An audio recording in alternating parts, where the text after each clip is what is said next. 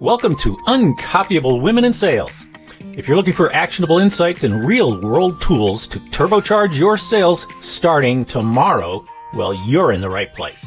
Your host, Kay Miller, earned the affectionate nickname Muffler Mama when she sold more automotive mufflers than anyone else in the world.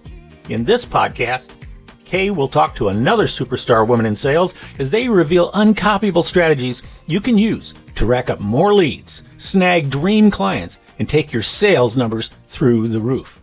Stay tuned and get ready to make more sales and how about this? More money. My guest today is Diane DiResta. Diane is the founder and CEO of DiResta Communications. She's the author of Knockout Presentations, How to Deliver Your Message with Power, Punch, and Pizzazz. Diane helps business leaders deliver high-stakes presentations, whether one-on-one, on stage, or virtually. Diane, welcome to the podcast. Thanks, Kay. It's great to be here. I am so excited to have you because your content is so applicable to the listener. So you listening out there, you are in for a treat. Diane, I met you through my husband, Steve. Yes. You were very active in the National Speakers Association, probably still are, but that's where I met you through Steve because he was as well. And Steve even hired you to help some of his clients, our clients, I should say, early on in the pandemic when we were going into the virtual world and we were unprepared. So you gave some great tips and advice that I still remember. That was several years ago, made an impact on me. And cool. as I was saying, I just reviewed your book again, so action-packed, so many examples and stories, and just really, tips doesn't seem like a strong enough word because you offer game-changing information. So everyone listening, you need to get Diane's book. Diane, I'd like to start out and have you give us a little bit of your background and how you got to be where you are today. Well, I started my career as a speech pathologist. So I got my master's at Columbia and worked in the New York City schools for about 8 years. I have the scars to prove it. That's why I have long sleeves. No, just kidding. It was great. But at a certain point, I didn't see a career path. So I ended up doing stand-up training for a private company. And that was my foray into business because they would do on-site workshops and in-person workshops for corporations. Then I worked at Salomon Brothers doing management training. And I was also an AVP, Assistant Vice President at Drexel Burnham's institutional sales and training program. So that meant I would recruit MBAs from the trading floor and we would put them through an ongoing program. Long story short, I liked the work. I liked the pace. I liked the money. I did not like the culture of Wall Street. So I left thinking I was going to get a training manager position and I started freelancing and I discovered that I liked it. 2 years later, I got an offer and I turned it down because I liked what I was doing. So that's how I got into business, not knowing what I was doing, no training and no business skills, nothing. But what I did is I leveraged any kind of networks that I had.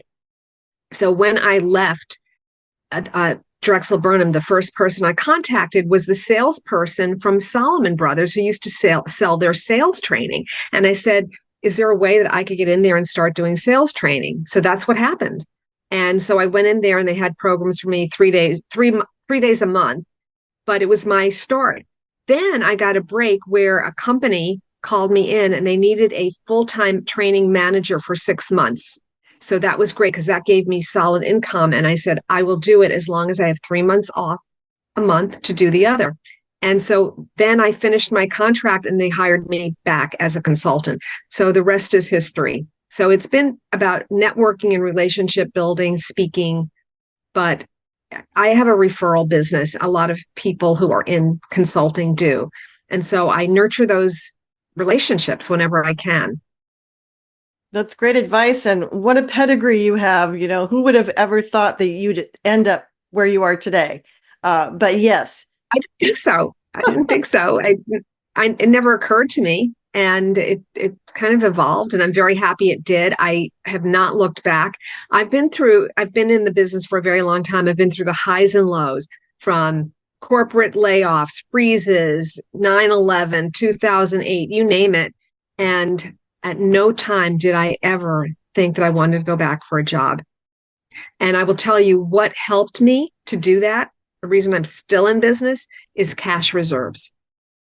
I always made sure I put enough away and saved so that I had cash reserves. And that's what sustained me, because there were some really tough times, as you well know, during those disasters and economic downturns. Right. But yet I just didn't have the desire to go get a job. Well, I like what I do. Your cash reserve comment is applicable because salespeople, sometimes we work on commission and we have a huge month and we go buy a boat or something, No. right? We should not do that. So yes, you got to play the long game, and you have to realize there will be ups and downs and challenges. So you taught in person, you did your consulting and teaching in person. And I heard you say in one of your interviews that you love that. You prefer that. You get to connect with the audience. But since COVID now, we are in a hybrid world. So not only are we going to talk about in-person communications, but also the hybrid. I want to talk, first of all, about why communication is important to salespeople. I've had people say, I don't do public speaking. Really? Do you leave a voicemail? Do you give updates at a meeting? That's public speaking, but people think it's standing on a stage in front of 100 people. No, we're all public speakers. And I really believe everybody can be effective. Gifted speakers are born, but effective speakers are made. Anybody can be effective in getting a message from your mind into the minds of the listener. And that's what I focus on.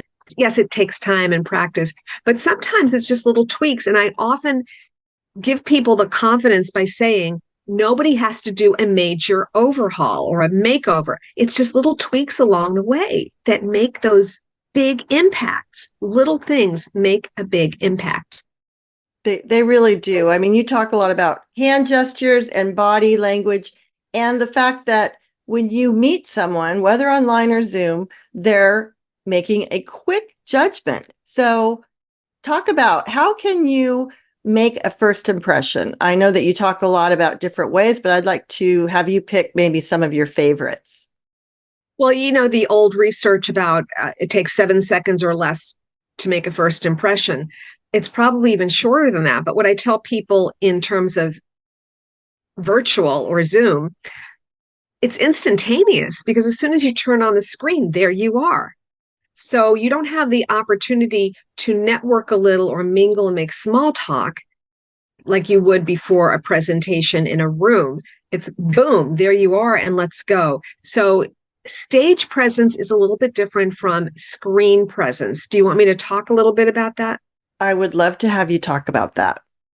All right. So one of the things that is important is your staging. So here you'll see I've created my own background, and I did this with Canva for free, very easy. The reason I did this is because it's instant branding. If I don't get a chance to talk in a gallery, at least people get a sense, oh, communications, oh, knockout presentations. I think I know what she might do.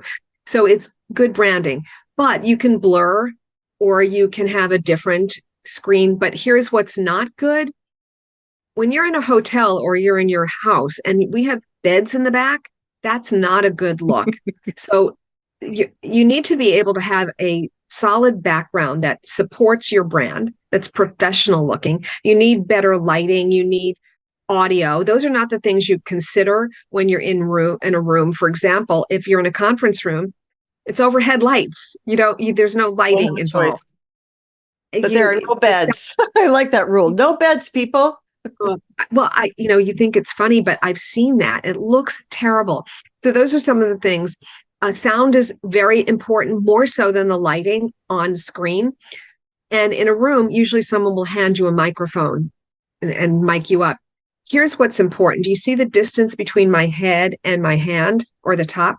I do. And if you're listening to this, because most of you are listening to this podcast, I really encourage you then to go look at the visual, because you need to see some of these things with your own eyes. So the positioning of where you are is important. I had a mastermind, and one of the guys was at the very bottom of the screen every time. Yeah, I've seen shins cut off, or they're too here. Or the other thing is the cathedral effect. You have a cathedral ceiling and there's so much space above and it dwarfs you. And I've told people, bring the camera down.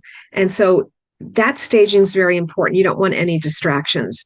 And especially important being centered, because if you're off to the side of the screen, it's off-putting. People feel strange. So keep it centered. And then you don't have those distractions. And let me just add one other thing between screen presence and stage presence. Engagement and interaction is important for both. Absolutely. Nobody wants a talking head, but more critical on a screen, because if you're not engaging them frequently, they're on their phones. So coming up with polls, guessing games. One of the things that I did, I think I did it with your group, is when we were talking about how to center yourself, once I taught them the skills of how you should show up on camera, I then opened up the lines and I had each person critique their partner. So I'd say, okay, on my screen, I see Kate. Diane, I'd like you to tell Kay, what you think. Give her some coaching. And it was based on what we learned. So again, that's interaction. People will be engaged. Right. And when you talk about having other people critique you, you talk about that in your book. But you also talk about recording yourself. And sometimes that's scary. I've talked to speakers who say, oh, I don't even want to watch my speech because it's just so hard. But it's so critical to evaluate yourself, have other people evaluate yourself so that you can get better, right? That's why you need a coach, because people don't like doing it and they won't do it. So there are two things. When I have been in person, I often, in the past, I would have a second person with me, a second instructor, and they would go and look at the presentation with the instructor. Because if you just tell them go into the separate room and look at it, they don't. True confession, I don't like watching myself on video either, but I do. And the challenge with Zoom, and I'm going to use Zoom generically. I know there's Teams and all of the other WebExes, but the problem with that is some people don't like seeing themselves, whereas I do, because, a hair is out of place. Let me fix this. Let me center myself so I can see how I'm coming across. So I would say use it for that. Use it for the constant monitoring. But when you are in a presentation, hit that record button and watch it, because it's so important. One of the things I have now, Kay, is I have a speech analytics program, as you'll see Udly up there. And what I do is I take the video and I run it through the AI or the software, and it gives us data. How many words per minute? How many ums? Were there wimpy words? How was your vocal intonation? Did you have eye contact? And it'll give you a transcript. So it's such a cool tool, because they get my feedback, but then they get these numbers and these data analytics to take with them. So right now, I would say my business is more virtual than anything else. It works really well with coaching. So I will not travel for coaching anymore. But I do like, as you said, I love the energy of a live audience. And so in June, I'm going back to NASDAQ and I'm speaking to their women. I just love being in front of a group and having that moment to moment. I do like doing that too on screen, but it's even more potent when you're in a room live, in person. Exactly. Yeah. It's more a relationship when you're in a room with someone. Mm-hmm. So as we think about my audience, you as a listener are probably in sales. And I would like to have you cover some of the things, whether you're in person or you're online, that the listener can use to improve how they come across. Because one of the things I like that you said is appearing confident is huge. And fear is a big issue that my listeners deal with. And one line I mentioned before we got on that I love that way that you put this. You say, you don't have to be confident to appear confident.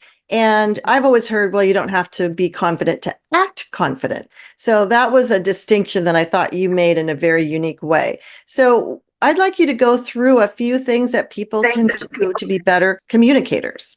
Today's podcast is sponsored by the acclaimed book, Uncopyable Sales Secrets, How to Create an Unfair Advantage and Outsell Your Competition by Kay Miller. If you want to make more sales, you need to read this book. We'll even get you started with a free download of the first 2 chapters. Go to uncopyablesales.com/chapters to grab this offer right now. Here's what I meant by that statement. When you know the skills of confidence, because there is a uniform of confidence, there's a look, there's a sound, and there's a language of confidence. And most of us would agree when we talk about somebody, oh yeah, that's a confident person. And if you ask why, they'll say similar things. So here's one tip. Let's say you're standing up in front of a group.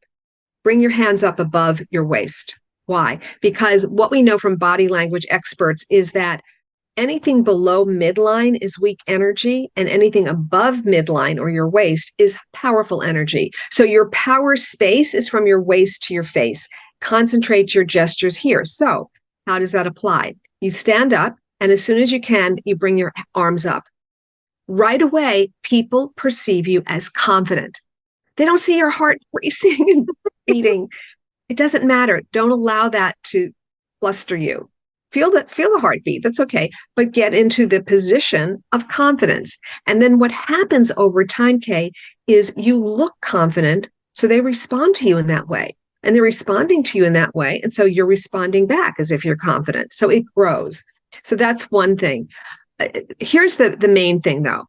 If you're extremely nervous, you're self-centered because you're thinking me, myself, and I. Oh, I hope I don't trip up. Oh, I hope I don't get brain freeze. Get over yourself. It's not about you. It's about them, the audience. So come from a place of service. It's not about, oh, I've got to perform. It's how can I make them feel comfortable? How can I say this simply so they understand it? Come from a place of service and you will lose your self-consciousness. Now, granted, you need the skills. I get it. And that's why when I work with people, we work on 2 levels, mindset and skill set. So first we talk about the mind and what are your limiting beliefs? What are you saying to yourself? Because you don't want more negativity. So we reframe that. And once you change how you're thinking about something, then we give you the skills. I really believe confidence happens when you know what to do, when you have the skills, and that comes with practice and with knowledge.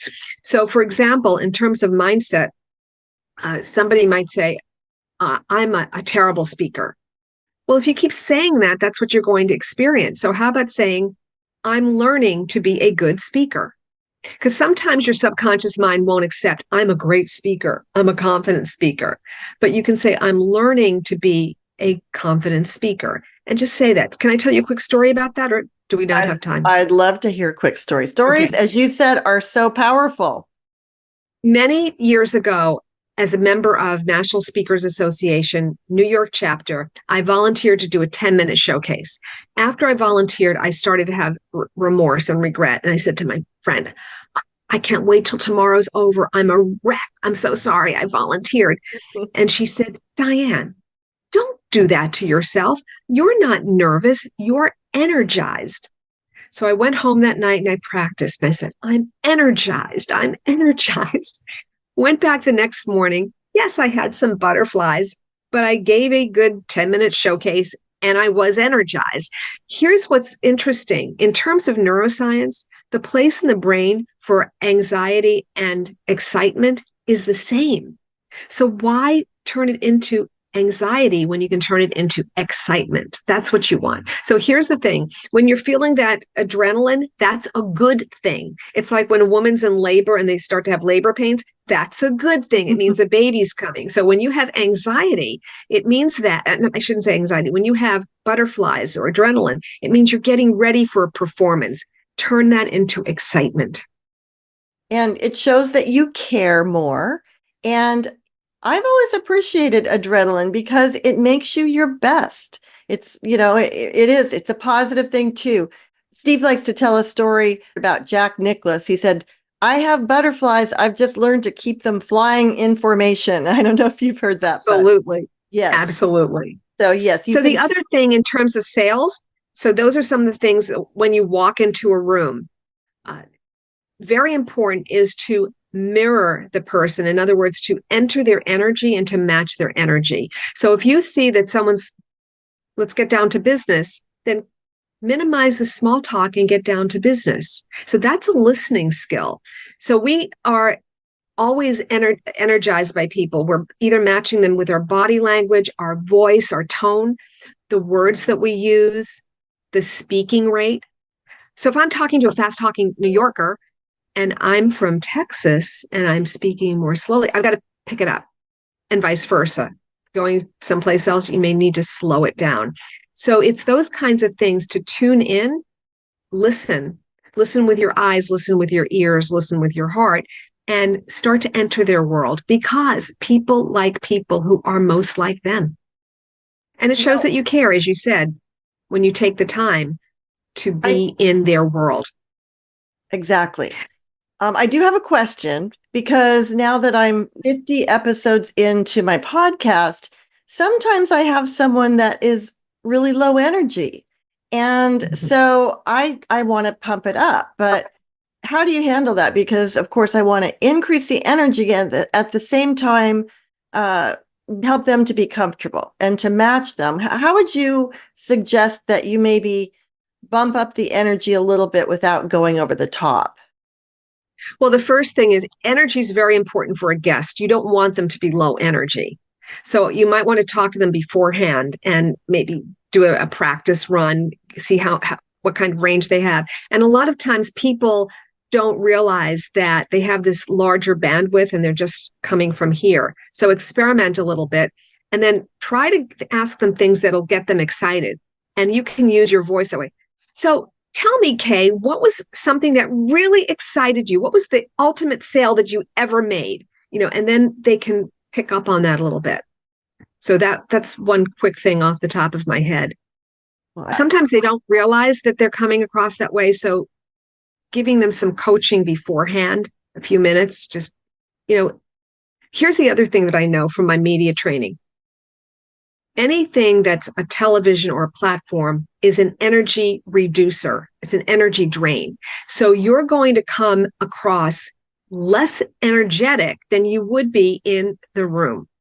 You know how they say you put on weight on a camera? Same thing with energy, it reduces your energy. So that would be a tip to them to say, listen, when you're on a Zoom call, your energy is going to be lower than it is the way I experience it. So let's experiment now and let's just try a few ranges and see how high you can go with your energy. And I might try something like that. That's good advice and helpful for me too. Like you said, kind of setting it up beforehand. You want to let them be themselves. In fact, you have a formula, YAM, knowing yourself, your audience, and your message. So knowing those things ahead of time. So you also want to allow your guest, of course, to be authentic. I want to delve in a little bit. We're zipping through this interview, as I knew we would, about language and the power of language that you had examples in your book. Again, your book is just an excellent tool that covers so many things about communication, examples and stories, exercises. You have YouTube videos that people can watch to really cement this in your brain. But I liked what you said about language, that maybe we aren't conscious of using weak language. So can you address that? Yes, language is important, and especially for women, because we don't always come across as confident as we could. And I call it wimpy words or weak speak. And it sounds like this. Hopefully, I've convinced you that you'd like to take a look at this. So perhaps we can get together because I feel this could be a good idea. It's sort of like what you know in the past. No, you don't believe it. So why should I believe it? So wimpy words are words that water down your conviction. So instead, substitute a power word. Don't say suggest, say recommend. It's not if, it's when or by. It's not feel, it's I'm confident that. So those are the words that you want to use. Now, there's a caveat here, I should say disclaimer. When your intention is to persuade, influence, convince, use power words. When you're in a conflict, you want softer language. In the future, you may want to consider, would you please turn to page 3? That's different. But when you are coming across and you want to have conviction, you need your language to match. So here's what I've learned. Leaders, especially sales leaders, have one thing in common. All of them do, the most successful. They're in total alignment with their body, their voice, and their words. In other words, it's all giving off the same message. So you can look like success, you can sound confident, and then if you start to wimp out with your words, it's a disconnect. So vocal, verbal, and visual have to all be in sync.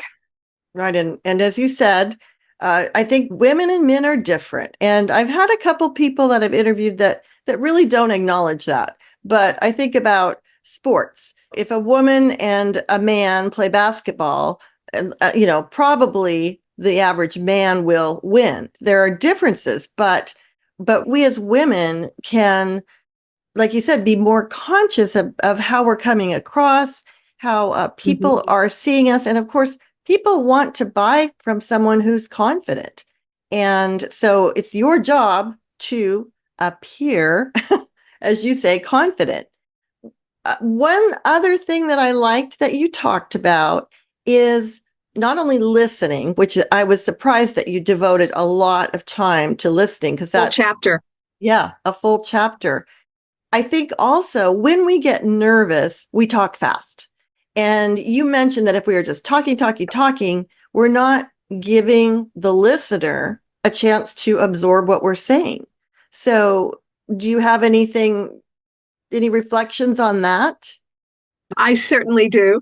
And if you master nothing else, master the pause. And here's where it's really potent and powerful in sales. When you give a price, guess what happens? Well, we could discount it. No, say your price and get quiet. Let them be the first to respond, and then use questioning. But the pause gives them time to reflect. It allows your message to land, and it gives you time to think about what you want to say next. It also is a marker of confidence, because very fast talking is staccato body language. That's all nervousness. So you want to pause and let the brain have some time to process. Otherwise, it's like watching a ticker. Oh, my stock, where is it? It just went by, I missed it. Right? And that's what it's like for the listener. So you don't want to do a data dump. You want to have a conversation. You want to ask questions. You want to listen, and you want them talking more than you do. And that means you need to pause. You need to stop talking at a certain point. The power is really in listening. That's a huge point, because like you said, it's uncomfortable until you get used to it. And I know in negotiation also, and which sales is, like you're saying, this is the price. If you fill that space, you don't even know what they're thinking. They might be thinking, oh, that sounds like a great value for our company and well worth the price. And if you start nervously chattering, you can, like they say, buy back the sale.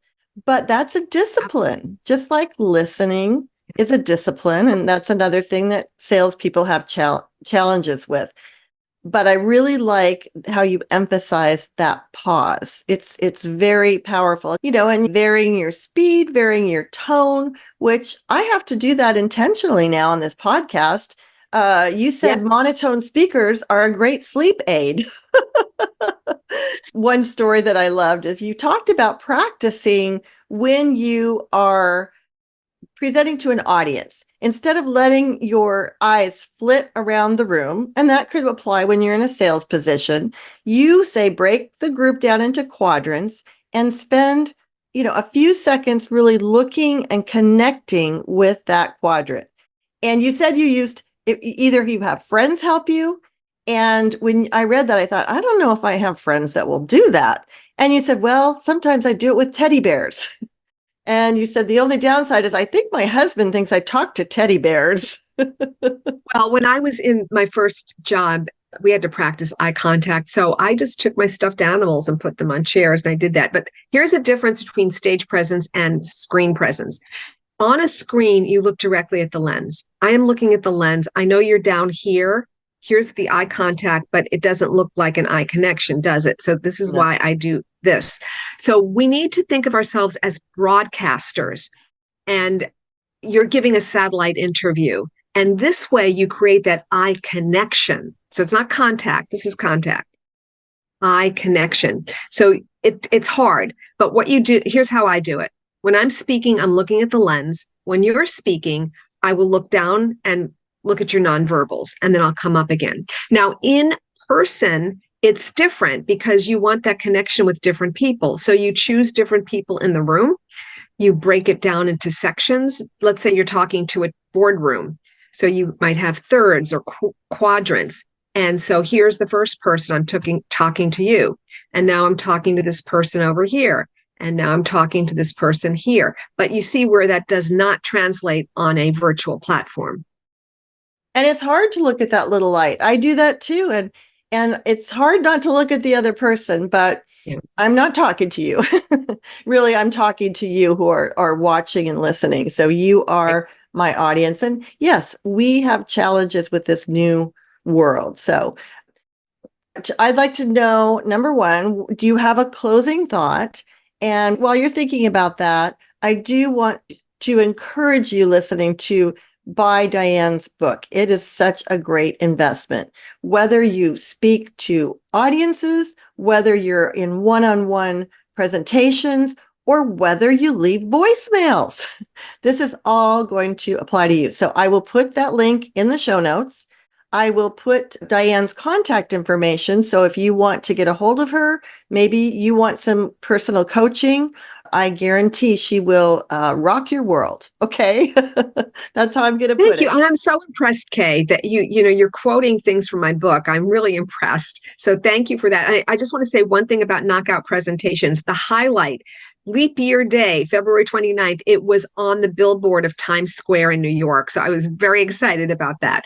But parting thought is that it's all about connecting with people. It's the relationship. Have a conversation with the audience. Do not make them the enemy. A lot of times people have an adversarial feeling about an audience. Like, no, they're with you. They want you to succeed. When you make a mistake, they feel terrible. So don't make them the enemy. Embrace them. And if you're nervous, embrace it. Allow it to happen and keep going. Remember, the focus is on them, not on you. That's an excellent way to close. And you have provided so many very specific and actionable tips. Diane, it's been a delight. And I really appreciate you coming on the podcast. So thank you very much. Thanks for having me, Kay. Really enjoyed our time together. Thanks for listening to this episode of Uncopyable Women in Sales, your source for secrets you can use to make more sales. Check the show notes for links and contact information. And if you enjoyed the podcast, please spread the word by subscribing, sharing, and leaving a 5-star review. You can always learn more by going to uncopyablesales.com/podcast. Until next time, go out and supercharge your sales like a true uncopyable rock star.